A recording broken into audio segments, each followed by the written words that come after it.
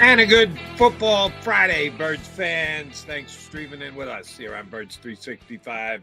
Jody Mac, Johnny Mac here to hang with you for the next 2 hours talking Eagles football and all things football, since it's a pretty damn big weekend leading into free agency for all 32 NFL teams. Johnny Mac, I'm going to let you choose.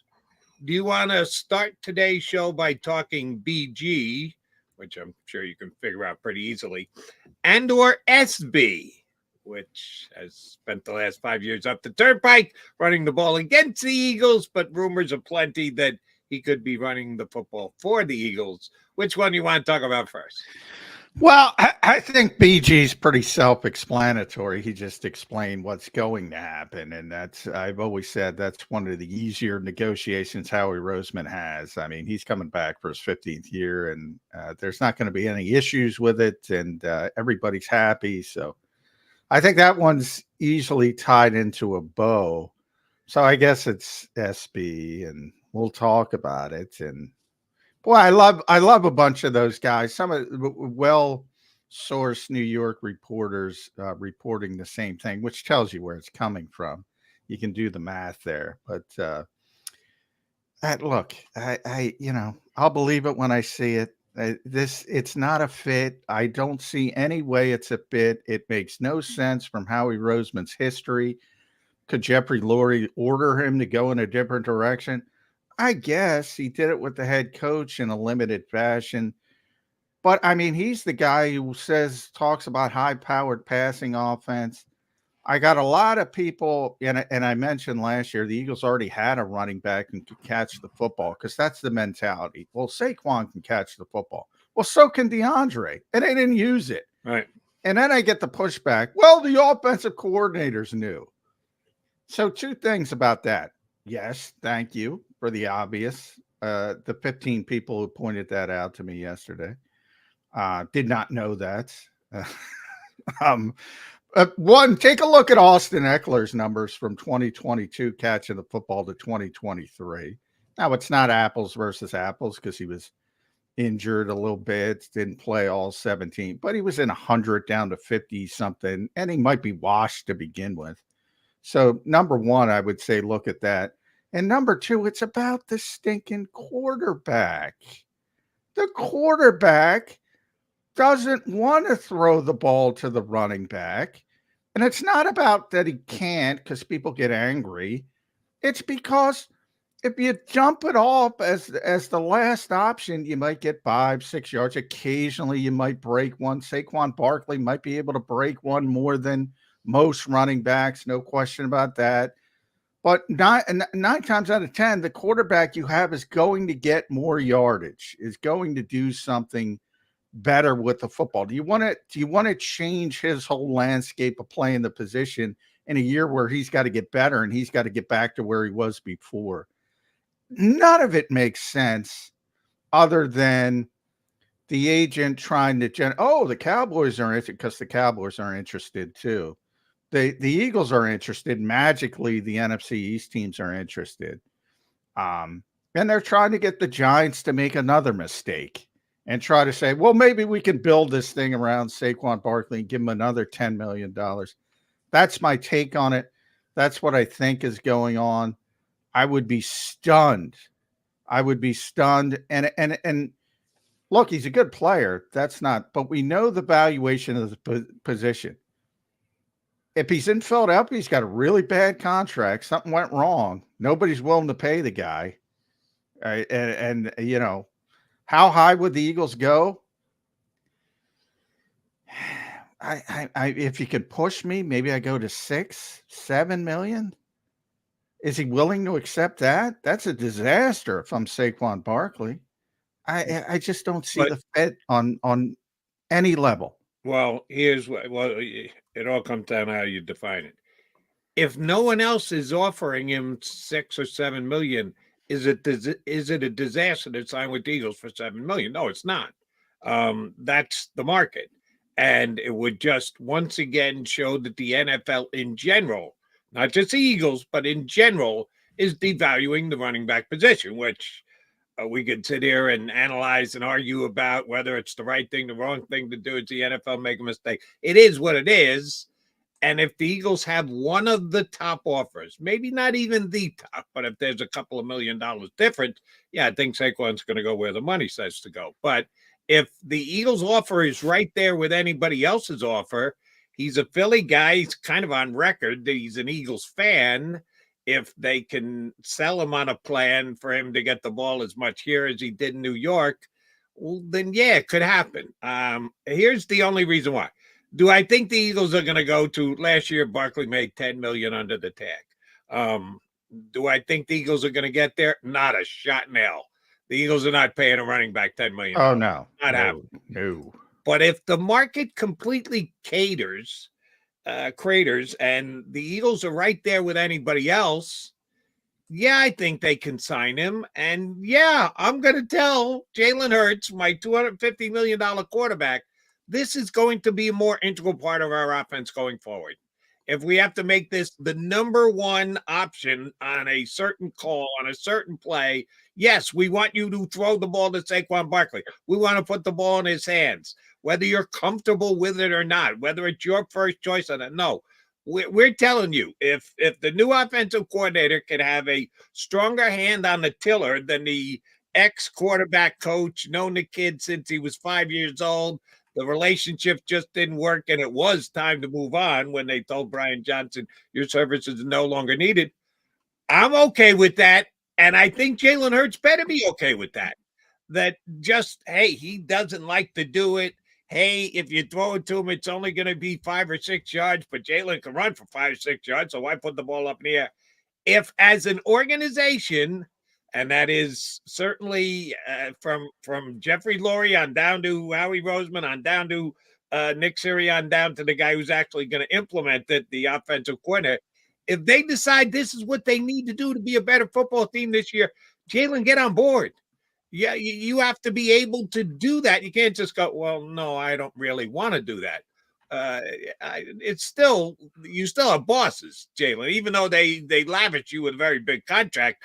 You don't get to dictate that this is not what I like to do. So let me.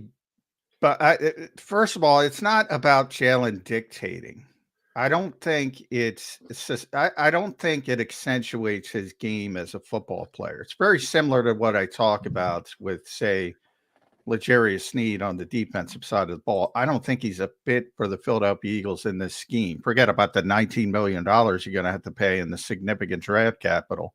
I think you're going to put him in as a quarters, cover 6, cover 2 defense, and you're taking away what he does best. I think you'd be taking away one of Jalen Hurts' what he does best type of atmospheres by saying, "Oh no, you got to be disciplined. You gotta throw the ball. You gotta dump it off. You got to do this." I think you're taking away. I don't think it's Jalen Hurts. Look, I don't think he wants to do it. I don't think it's, and it's not even want. That's probably the wrong description. I don't think it's in his DNA as a football player to do it. I think a lot of quarterbacks who don't have mobility and don't have the ability to extend plays, it's in their DNA as a player because they have to, and they grow up along the way, and that's what they do. All right. My first progression's not there. My second, let me dump it off. I know the running back is going to be right here. It's in their DNA as a player. It's not his DNA as a player. I think you're making him worse as a player by forcing him to do that. So it's not about Jalen. They don't not do it because Jalen Hurts says, I don't want to do it. If I said that, I apologize. That's not what I meant. I don't think it's in his DNA as a player. The Eagles are coming off a season where they had a very good running back coming out of the backfield, a proven running back. He was more proven in Detroit as a receiver than a runner. One of the reasons DeAndre doesn't want to come back is most likely, and he's obviously not going to get the market that he wants, is because he wants to be more involved in the passing game. And it's probably not going to happen here because you got to go get you got to go play. If that's what you want, you got to go play with a quarterback with that type of DNA. If Phillip Rivers was here, Nick Sirianni's favorite, yeah, I'll do it all day. I'd say bring him in. Not at $10 million, but you get my point. It's not about him refusing to do it. It's about making him a lesser player on purpose. I don't like that. I don't want that in the equation. I don't want that muddying the waters, because he's got to get better at the things he can do well, and sort of regressed in last season. That's my point. It's not about not wanting to do it. It's not about forcing them to do it.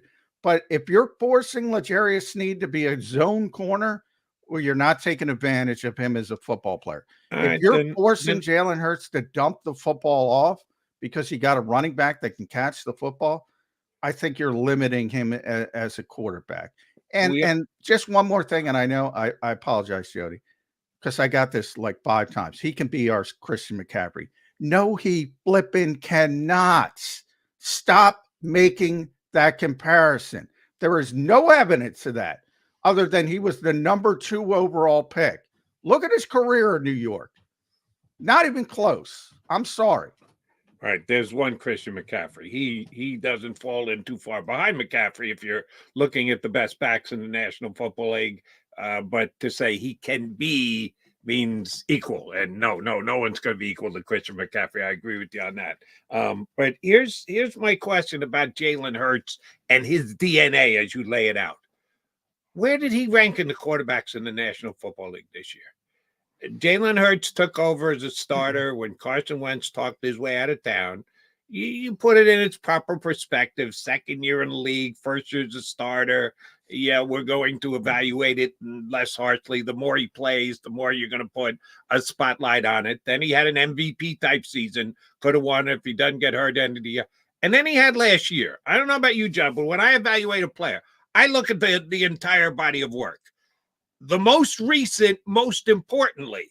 And then as you back up a year, less than the year before, but more than the year before that. And then the year before that, less than certainly the first 2 years. So the entire body work of Jalen Hurts, is he good enough for an organization to go, hey, it's not in his DNA?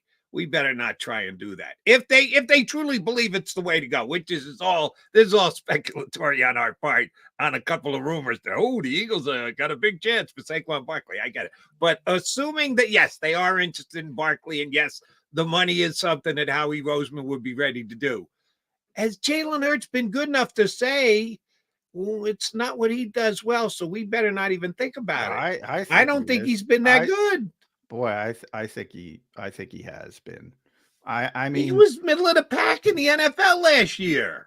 I don't agree with that. I know a lot Where of people. Where do you think he ranked in the starting quarterback just last year? No tie from the year before. You put the MVP season aside. Just last year, you think he was a top 10 quarterback?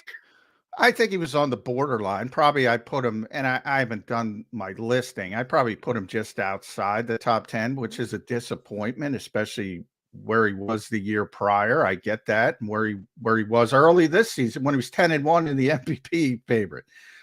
Even that, I think the recency bias, and it was bad. And again, it was so bad. I think people overjudge. I think they've gone too far to the other extreme. That he stinks. We had the one list where he was 17th. Give me a break. He's not 17th. I think he's still a top 10 quarterback. Did he play like it at the end of last year? Certainly not. But if you look around the league, I think he's still a top 10 quarterback. You saw the ceiling. Two different things here where you and I might differentiate.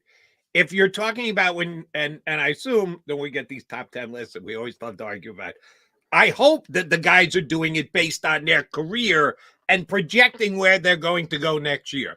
If that's the case, I'm with you. I still think he's a top 10 quarterback. Just purely evaluating the way that he played last year, just 2023's results, for me, he wasn't a top 10 quarterback. He fell out of the top 10. Well, yeah, because of the last 7 games. So I think the entire year. Now, I'm not just talking about the last 7 games. I'm talking about the entire year. Your 17 games are your 17 games. Doesn't matter early, doesn't matter late. Some people would say late is more important, but I won't even do that. All games created equal over the 17 games last year. you should really throw in a playoff game, which he wasn't all I could have, but I won't even do that. Just the 17 games. You think he's a top 10 QB? Yeah. I And again, I say borderline, and maybe I'd have to look, and maybe I'd put him out. Let me see where PFF had him. Maybe I'd put him just outside 11, 12, but he was in the range, is what I'm trying to say. Those last, what was it, 7 games, if you include the playoffs, they were an abject disaster, and I can't explain them. I wish I don't think the Eagles can explain them. I've asked every way for Sunday. I don't think they know. We had Randy Mueller on. I think he had a great definition of what a coach does. You got to fix things. You got to fix things. And Nick Sirianni couldn't figure out a damn way to fix anything. So, that's criticism of the head coach. The quarterback couldn't find a way to fix things on the field, which is, hey, it's disappointing. It's worrisome. And that's part of the reason why I don't want to muddy everything. I want to get him back to what he does well, like he was playing his ceiling. We've already seen the ceiling. If the year prior was the ceiling, that's good enough. Oh, yeah. There were people hopeful of he would get even better. I get that. But if that is the ceiling, that's plenty good enough. That's plenty good enough to say, all right. And by the way, I'm building around my $250 million quarterback, not my 1-year running back. That's what the Giants have had Saquon Barkley for how many years now? 6 years? 6 years? How's that worked out for him? Building an offense around a running back. How's that worked out for the New York Giants? It doesn't make any sense to me. But back to Jalen, and he was 8th. That's what I'm saying. He was 8th from PFF on the whole season, because people forget how good he was when they were 10-1, and AJ Brown was having 125. He set an NFL record, whatever it was, 6 consecutive games with 125-yard receiving. DeAndre Swift, who was a middling, let's be honest, back in Detroit, everybody's got him as DeAndre Swift is this. Now, I'm in the middle. You got the camp of Jeff Kerr, who says he stinks. You got the camp of the fans who says he's great. But now that it looks like he's going to leave, he stinks again. He was a pretty darn good player, and certainly had a career year. They did a lot of good things in that 10-1 start. Were the style points where they wanted them to be? Did it ultimately unfurl? So everyone said, well, they didn't have style points, and that's the reason it came unglued. Maybe it is, maybe it isn't. I don't think anybody really knows. But I do think people dismiss whatever he was, 25 out of 27 starts. You don't do that by accident. You don't do that by accident. And that's why those last 7 games were so bizarre for so many reasons, because it is hard to win in this league, and you can't win 25 games and 26 games. It's unbelievable. And then all of a sudden fall off the earth and not be able to fix anything. So there's plenty to worry about. But if you're telling me I'm going to go in and Kellen Moore's going to go in, nope, Jalen, you got to dump the ball off to a 1-year running back who's probably not going to be here the next year. Get the hell out of here. Try to accentuate the quarterback. Try to accentuate the franchise player. Try to accentuate the $255 million player and get him back to where he was when he was a runner-up for the MVP. That's my job description if I'm talking to Kellen Moore. This is what I want you to do. Get that quarterback back to where he was when he was the runner-up for the MVP.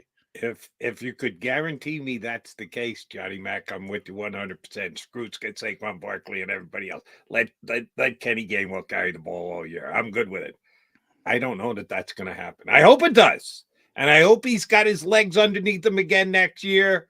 We speculated that'll be one of the questions we'll ask our first guest, Paul Domwich, who's in the green room ready to join us when we come back.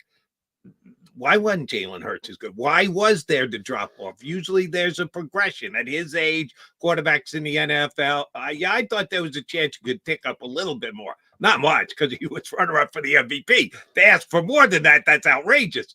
But could he have picked up or at least held firm where he was at? No, there was a pretty big drop-off. Why? And part of it has got to be on Jalen. We can put a lot of blame, as I do, on Brian Johnson, the offensive coordinator, but part of it's going to be on Jalen. Are we sure that Kenny Gainwell or re-signing DeAndre Swift, that's going to tick it back up for the Eagles next year? Yeah, there is an advantage to running the football and that making the passing game easier. And Saquon Barkley running the football, I get it. Catching the ball out of the backfield is a big part of his game. He's very good at that. But he's also pretty good at just flat out running the football, better than the Eagles have had the last couple of years. I don't think you can just dismiss that. Now, chances are none of this is going to happen because I don't think the Eagles are going to invest the money that's going to cost to get Saquon Barkley, even though I think there's a chance it'll be down from the $10 million he made last year. But just on philosophical basis, we can't do it because it's not good for Jalen, or I don't buy that. All right, Paul Domwick's going to join us next from 3013 and JAKIBsports.com. Damos on Birds 365.